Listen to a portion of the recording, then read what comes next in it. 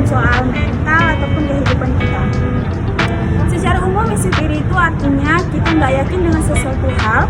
Nah, biasanya hal itu terjadi pada diri kita atau kehidupan kita. Misalnya kita insecure dengan fisik, jadi kita punya body issue di mana kita merasa nggak pede, nggak yakin. Nah, biasanya hal tersebut akan mengurangi rasa kepercayaan diri kita. Jadi insecure bisa terjadi karena kemampuan diri sendiri, di mana kita ngerasa nggak pede. Jadi jika kita ketemu orang kita ngerasa kita nggak, kok dia lebih pintar, kok dia lebih produktif, kok dia lebih sukses dari kita. Jadi kita akan terus membandingkan diri kita dengan kemampuan atau kelebihan orang lain. Tidak hanya itu, insecure bisa berasal dari lingkungan sosial, di mana kita nggak pede untuk ngomong sama orang, malu untuk memulai percakapan, dan kita takut yang keluar dari mulut kita itu hal-hal bodoh. Jadi kita takut dijudge. Jadi menurut aku kita adalah manusia. Jadi menurut aku risiko jadi manusia itu kita adalah makhluk yang penuh dengan keraguan dan ketidakyakinan.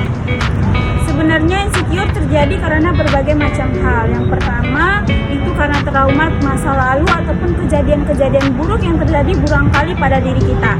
Jadi kita tumbuh mengimplementasikan rasa trauma kita.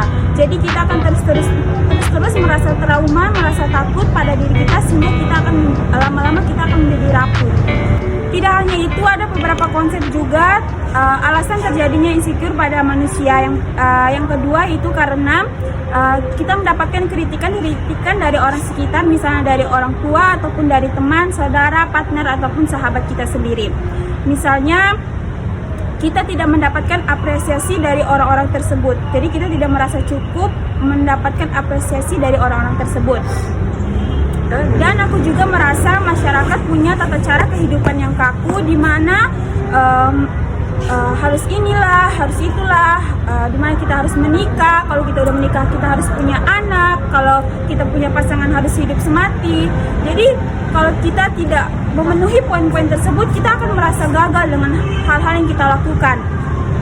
Dan misalnya juga ada seseorang yang punya tas tote bag, tetapi di sekitar mereka mengolok-olokkan mereka kenapa nggak punya tas Gucci aja gitu loh. Jadi pada akhirnya kita akan merasa nggak cukup dengan apa yang kita punya dan apa yang kita lakukan.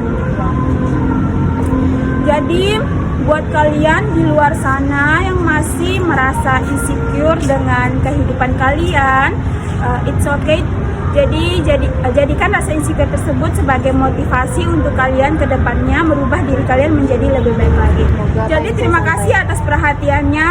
Lebih dan kurangnya sama maaf. Terima kasih.